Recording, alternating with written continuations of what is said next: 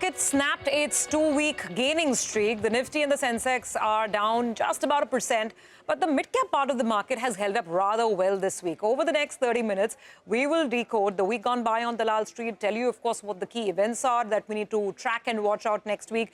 And, of course, the IT space is going to be in sharp focus as earnings season kicks on. So we look at that. And FMCG is the biggest, hottest debate in the market right now. So we'll have Nimesh weigh in on this as well. I'm Surabhi Upadhyay, and you're watching the Editors Roundtable with me, editors Nimesh, as well as Reema, guys. Thank God it's Friday. Oh, yeah. The market has had its fair share of news. But before we get started, we want to welcome in Anand Shah, CIO, PMS and AIF at ICICI Prudential AMC.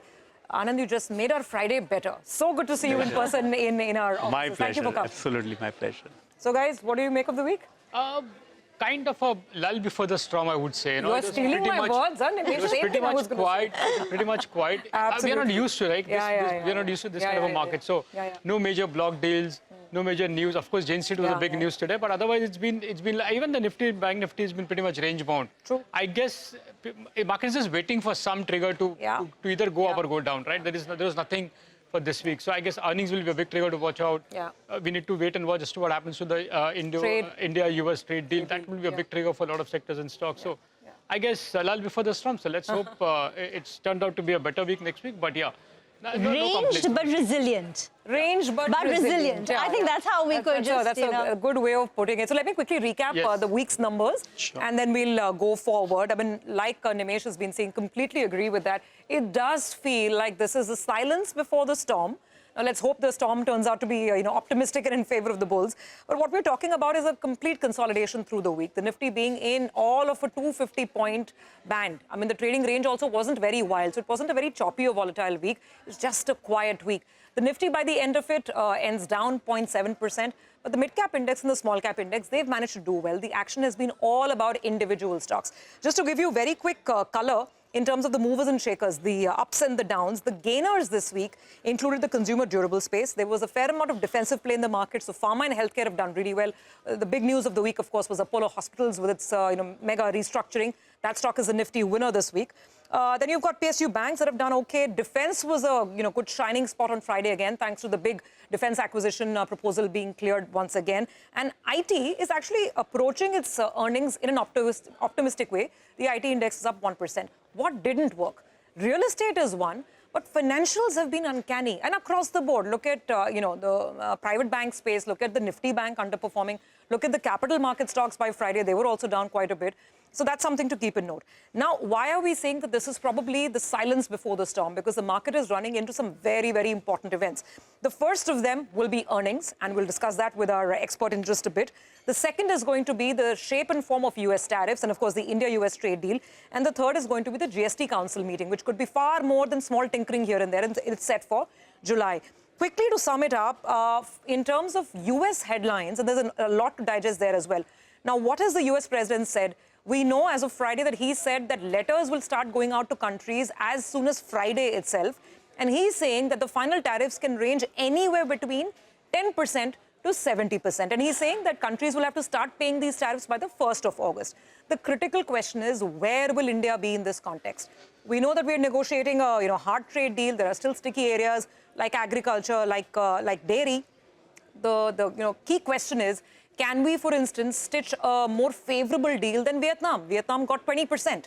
Can we do better than that? It will suddenly make our export-oriented sectors and maybe stocks like textiles, etc., a lot more competitive. So plenty to digest. Completely concur with Nimesh. Enjoy the silence, a little calm before the storm begins. Oh, absolutely. But let's ask Anand. You manage a lot of domestic money. What's your sense now? Is the easy money phase out of the way now, and it's going to be very much correlated to what the earnings is going to be for Indian markets? Indeed, I think while it's all about this week, but let me give you 4 year and 4 month. Actually, since 2020, we had a very, very stupendous earnings growth rate. Profit to GDP moved from 2% to 4.7. So in a way, over a 4 year, we had 35% CAGR growth in the earnings. Now, that's not sustainable. Okay. And at this elevated levels of profit to GDP, we believe there's very little room for further profit to GDP to move up. To that extent, yes, we should expect 11 to 12%, which would be nominal GDP growth rate. That should be the overall earnings growth rate. And that should be the market returns as well, you feel? Yeah, in the long run, the market returns are, again, matching almost within a percentage points of the earnings growth rate, which is logical also. But this is a safe answer. I mean, naya all-time high hoga ki nahi hoga? That's what people are really fixated on. Ki abhi kitna upar jayega by Diwali? Few percentages of it. So on that, I was again saying that this week, while it's boring, but I'm happy it's boring because sometime in February, we were looking at market down 18%. Mid-caps down 30-40%. 80% of small caps were down 30% from their all-time high. 60% of mid-caps were down 30%. So it was really, we've forgotten all that in 4 months. That's true. But we had a good 4 months. And within that also we had tariff, the Liberation Day, then we had Israel and India, Pakistan, and then obviously Middle East. The geopolitical risks, sharp hike in oil, all those things we have digested. So I think market's been fairly resilient in this. So, Anand, just to set the context then for today's discussion, you want to quickly tell us your portfolio construct. What do you like? How is your portfolio shaped? Yeah, so we were actually more overweight manufacturing, which was actually the reason why the corporate profit was fairly low from 2010 to 2020. And the background to that is actually we had a sustained pressure on pricing from China on most of the manufactured goods. As I say, from safety pin to boilers, from tires to tiles, whatever you would need, China would be happily supply you at a very cheap prices. So that was, and the corporate profitability was very low. On top of it, the banks, which is another big leg. There also we had asset quality review. So 2015 onward, we had a difficult times in banking also. Around September 19 is when we had a corporate tax rate cut, and then and since then we saw some revival in the profitability. So we were overweight manufacturing, we were overweight corporate banks, PSU banks, capital goods which were manufacturing aligned. That's played out beautifully over the last 4 years. We were underweight FMCG, IT, pharmaceuticals, more defensives which had done extremely well from 2010 to 2020. Over the last couple of years, we have added a few of the consumer services businesses. Telecom we always had. We have added airlines, diagnostics to some extent, or organized retailing. These are the areas where again the growth is a little better than the nominal GDP growth rate. Okay. Organized retail brings me back to Trent. I know Anand is not going to answer specific stocks, but actually before we get to IT, which is the piece that Rima is doing, very quickly, since you mentioned organized retail, I mean, these are different companies, whether it's D-Mart, whether it's what Trent is doing, and the market gets used to high growth. So when Trent was delivering 50% growth, people were willing to pay top dollar. Even 90 times P didn't matter. Now Trent is saying 20-25%, and the market is in no mood to listen to it. So, what is your thesis when you talk organized retail? So again, the growth, so I was telling Nimesh also that we have seen from the heydays of, when we're just at the infancy of modern trade, malls came through and the organized retail just took off. We have come a long way, all the way, and then we have success stories of D-Marts and quick commerce more recently. So I think the key is, it's a difficult business. It's a tough business, a low margin business. And to that extent, your debt needs to be under control. You need to be more equity funded.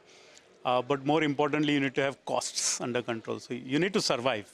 And you need to be making money on a very thin margins. And remain relevant for the customer value. You'll have to continuously offer value. Absolutely. That's some learnings over the last 10, 15 years where we've seen ups and downs in organized retailing. So I think that remains the key. Yes, growth sometimes are too good, sometimes. But I think in the long run, organized retail still will grow faster than the nominal GDP growth rate.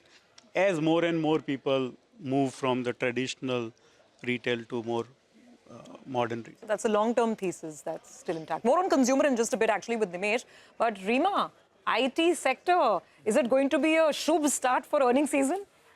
Looks tough, right? But it starts on 10th of July, so that's the first date you need to keep in mind. The good news is that at least things haven't gotten worse compared to the March quarter. Yeah. So the situation hasn't deteriorated, but it's not gotten better. And these are the numbers. So usually the June quarter is a seasonally strong quarter. Q1 and Q2 is when IT companies typically deliver very strong numbers, but not this time because discretionary demand is still very much compressed. In fact, 4 out of the 5 Nifty companies, large cap companies, are likely to report a top-line degrowth. That's point number 1. Secondly, in terms of the full-year guidance, we're still looking at low single-digit revenue growth. Infy, according to our poll, might raise the lower end of its guidance from 0 to 3. We're looking at 1 to 1.5%. But again, we're talking about the lower end. If the upper end is raised, it's courtesy the acquisition. So again, nothing meaningful. And even for HCL Tech, analysts point out the lower end could be raised. But in a nutshell, what we're looking at is a low single-digit kind of a revenue growth. Here is where things are a little more exciting, and that's the mid-cap performance. As you can see, while large-cap IT companies are likely to report a top-line, degrowth, mid-cap IT companies, look at a Coforge on account of that Sabre deal. That's 6.5–7% kind of a constant currency revenue growth. Persistent has been persistently growing at 3 to 4%, and despite all the tumultuous times, it continues to deliver on that. Now, the question is, now let's stack up the stock price and the valuation. Now, at least this year, the Nifty IT index has trailed the Nifty. It's underperformed by nearly 17 to 18%.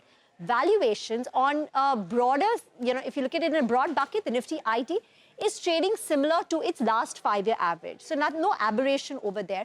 But the mid-cap IT companies are trading at a 38% premium to the large-cap IT companies, according to research from Jefferies. But the question is, mid-cap IT companies have done very well. They've outperformed the large-cap peers, and valuations today are very expensive. So what does one do? Now, this is what the EPS growth is for the large-cap IT companies over FY25 to FY27. Basically, we're looking at a mid to high single-digit kind of EPS growth. But for the mid-caps, we're looking at a 20 to 30, 40% kind of an EPS growth, 40% for Coforge. So this is what justifies the premium valuation multiple that many of these mid-cap companies are enjoying.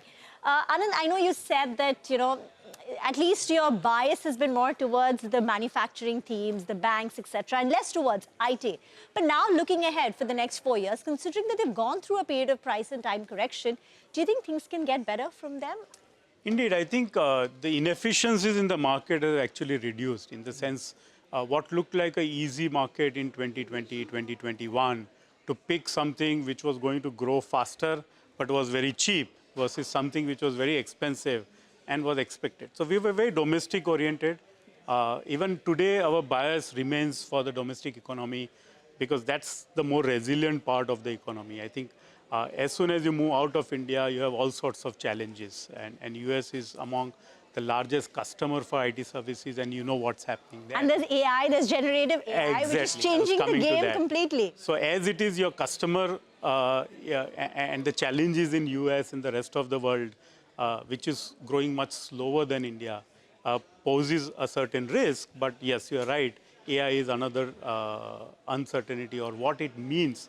Whether it will be positive or negative, only time will tell. But I think the important point is what's in the price. I think the other challenge for us, and we've seen IT every now and then rallying 20%, 30%, but it's in the end has done nothing.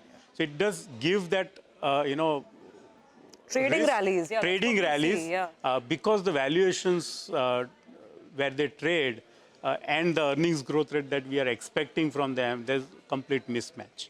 And that's the key challenge that, if they are ex-growth companies, they're not trading as an ex-growth company. Let me put it. So IT is in a wide, even mid-cap IT, where there is a little bit of growth. No. So yeah, we are more bottom-up. We have a couple of mid-cap names here and there in our portfolios. But as a broadly speaking, we have never been able to get there yet to buy big way the IT in our portfolio. Hard for, I guess, Anand to get excited when Rima puts those big numbers on the wall. It hits you. A company like Infosys is 1.5% to 3.5% I'll give you more numbers. Oh, Like okay. some levers and ITs. Oh, They my will also goodness, surprise yeah. you. We're looking at keeping growth expectations low. No, we've discussed IT, actually, the next big sector where actually there's a bigger debate now. And there is a bull camp and a bear camp at play together. That's the FMCG space. Is a turnaround coming, perhaps as soon as this quarter? We'll discuss this after the break.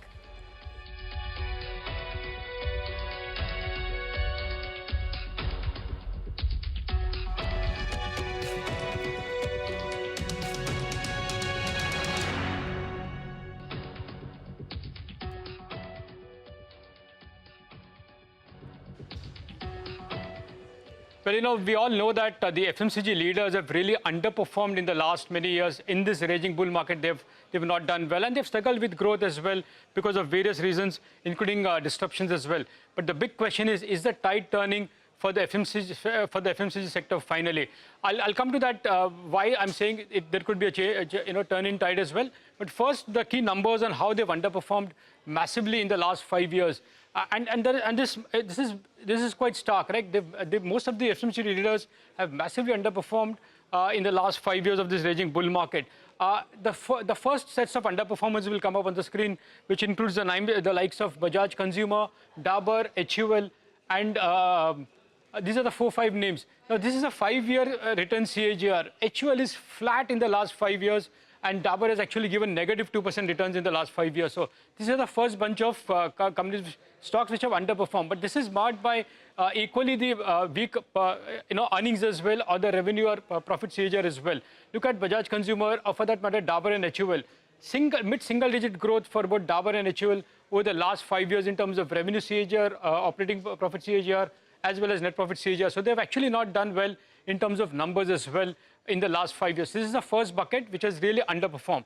The second set of stocks will be the stocks where you've seen marginal outperformance, but again, in the context of the market, they've underperformed. Colgate, GCPL, United Breweries, Tata Consumers, Britannia, Marico, all have actually done 9 to 12% returns over the last 5 years. I'm talking about 5-year CAGR returns for this company. So again, massively underperform in the context of the way the markets have done in the last 4-5 years. Even here, the story is quite similar. You will see a lot of companies have actually reported very muted growth over the last 5 years in terms of profit, in terms of operating profit, as well as in terms of revenue as well. ITC, United Brew, at least those stocks have underperformed. Now this is the pack which has relatively outperformed. So there has been a few outperformers as well in the FMCG basket, and that's largely the sin stocks. What I mean is the likes of ITC, United Spirits, Global Spirits, Cupid, Tilak Nagar, all have done well in the last 5 years, especially, and here it is backed by earnings growth as well. Look at something like a Radico Khaitan, double-digit growth there. Godfrey Philip, double-digit growth there. So is the case with Tilak Nagar Industries. They've done phenomenally well in terms of numbers. So, as I said, FMCG as a sector has been very selective, but large part of the basket has really underperformed big time versus the market. Now is the tide turning, and that's when potentially from here on what's to watch out for. The big thing is the GST rate rationalizations. That could be a big trigger for the FMCG sector to watch out for. So that's the first reason why I'm saying just watch out for some potential tailwinds. The second is a good monsoon, which typically is good news for second half for these FMCG companies. The third reason is the government focus now finally shifting from capex to consumption. This was a big focus thrust in this budget, so that's something to watch out for. And of course, last but not the least, the income tax cut again is aimed to boost consumption, which might see in the second half of this year. So there are a few tailwinds to watch out for, but the bottom line is in the last 5 years, FMCG sector has really underperformed, and the big leaders have actually not done well. In fact, they've given negative returns over the last 5 years compared to the big bull market that we've seen in the Nifty. Anand, I just put out the data on how HUL and Dabur have actually given negative returns over 5 years. What's your take? You have a bit of a negative view on the sector, but is it tide turning now for the sector to watch out for? No, so again, you have to see the 5-year is a long term, but in a way it's also short term, because if you see the previous 10 years, absolutely, they were the darlings of the market. Yeah. So there is, in a way, some bit of a reversal to mean. Yeah. And you would see that the earnings growth being muted and still the valuations are no cheap yet, right? Yeah. The other thing that's happening with consumer companies is also volume growth, one issue, competition. And more importantly, organized retail means that the ownership of customer will move slowly, gradually from the manufacturer to the retailer, which means the modes are shifting, and to that extent, eventually we might see a derating in this sector also. I'm not yet, calling it out, but I'm just saying. So those are the risks there. But I think the key point both in IT and FMCG remains that the earnings growth is fairly muted, and they were looking good in 2010 to 2020. Are there any signs now yet, or you're not still finding any signs of volume uptake or numbers coming back or growth coming back? Personally, I would want both the companies in IT and FMCG to stop paying out all the profits as dividend and buybacks and put that back into the business. The challenge is they're very large businesses and they're not making enough investments to get new product lines or new revenue drivers. The existing base of customers have consumed products and they're moving to services. If you see, as the per capita income goes up, the incremental spending happens in services, experiences, rather than products. Even around us now, we are spending 30 times more data. Telecom services, we are spending 2 to 3 hours a day. And that's less consumption of products when you're consuming more of telecom services. On a lighter note, looking at Nimesh's data, I realize that it's less toothbrush and soap and all, more sin. We're sinning more. Basically, that's what's happening. So all your ITCs and your tobacco and the Tilak company. Anand, we are short of time, but I want to take your view on metals, because that's a bit of a contra view that you have. Metals and manufacturing. You've been bullish on metals. So, tell us your rationale. So again, the genesis is that 2010 to 2020 was very tough for manufacturing in general. And if you have survived those difficult times, means you had a right to win, you had some moat, you had some sustainable competitive advantage to survive. As we move forward, and especially in metals, select chemical companies, and even in textiles, we believe India has, in pockets, there a right to win. We have raw material advantage in cotton textiles. We have raw material advantage in iron, in aluminum, bauxite, iron ore. And to the extent we have a right to win, but we are not winning as much. And because you have China, which is exporting 100 million ton of steel, while they don't have raw material advantage. And if you go back and see the data, they're not even making money on those exports as much one should be making. So our take is that this is economically not sustainable. So economically for a country to export polluting their own nation and still exporting at loss. But then metals is still global facing. If there's dumping of steel in China, it's bound to impact Indian companies. So what's the thesis? So I think it's not a challenge for India, it's a challenge for China itself. The government wants them to reduce production. Last week, only one of the news flow where they're cutting back production in especially the old polluting steel plants, which are not. We saw our steel stocks go up. Exactly. That one particular day globally. The second challenge would be for the not so competitive steel plants in Europe, and they have to figure out how to deal with it. I think India has put the safeguard duty. Is 12.5% enough? Do we need more? That's the debate going around today. So my point is that if we don't protect, then we will eventually have to import steel. So that's not something which we do. So metals, watch out for metals and manufacturing. Manufacturing, select manufacturing. Again, there's a lot of excitement in manufacturing at the high end.